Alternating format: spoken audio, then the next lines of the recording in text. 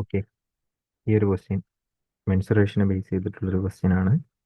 ഒരു toll rectangular വെസലുണ്ട്, അത് half filled ആയിട്ടിരിക്കുകയാണ്.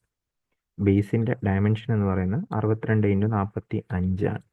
Heavy metal cube of edge എന്ത് ചെയ്തു, 15 സെൻറ്റിമീറ്റർ ഇതിനകത്ത് ഡ്രോപ്പ് ചെയ്തു. അങ്ങനെയാണെങ്കിൽ വെള്ളം എത്ര ലെവൽ പൊങ്ങും എന്നാണ് ചോദിച്ചിരിക്കുന്നത്. ഓക്കെ, ഇപ്പോൾ ഫോർ എക്സാമ്പിൾ ഒരു ടാങ്ക് ഉണ്ട്.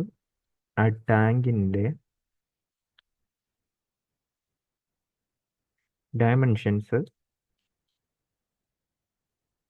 62x45 ആണ്. അതിൽ പകുതി വെള്ളം ഉണ്ട് എന്ന് വിചാരിക്കുക. ഇതിലോട്ട് ക്യൂബ് ഡ്രോപ്പ് ചെയ്തു. ക്യൂബ് ഡ്രോപ്പ് ചെയ്യുമ്പോൾ അതൊരു പർട്ടിക്കുലർ ഹൈറ്റിലോട്ട് ഉയർന്നു പൊങ്ങും. അപ്പോൾ ആക്ച്വലി ആ ഉയർന്നു പൊങ്ങുന്ന റൈസ് ചെയ്യുന്ന വാട്ടറിൻ്റെ വോളിയം ആ ഡ്രോപ്പ് ചെയ്യുന്ന ക്യൂബിൻ്റെ വോളിയവും ഈക്വൽ ആയിരിക്കും.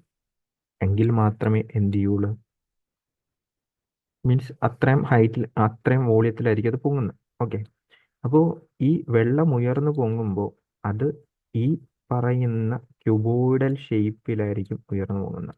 ഓക്കെ, ഈ പറയുന്ന ക്യൂബോയിഡൽ ഷേപ്പിലായിരിക്കും ഉയർന്നു പോകുന്നത്. അതിൻ്റെ ഹൈറ്റ് എച്ച് ആണെന്ന് വിചാരിക്കുക. അപ്പോൾ 62x45 ഹൈറ്റിലായിരിക്കും അത് ഉയർന്നു പൊങ്ങുന്നത്.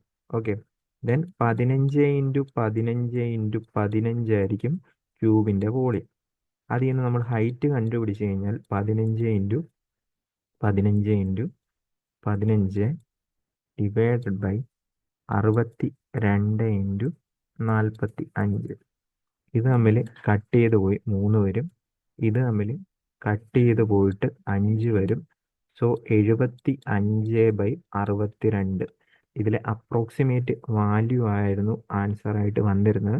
സോ നമുക്ക് 75/62 ചെയ്ത് കഴിയുമ്പോൾ 1.209 സംതിങ് വരും. സോ ഇതിന് ഫൈനൽ ആൻസർ ആയിട്ടുണ്ടായിരുന്ന 1.21 സെൻറ്റിമീറ്റർ ആയിരുന്നു.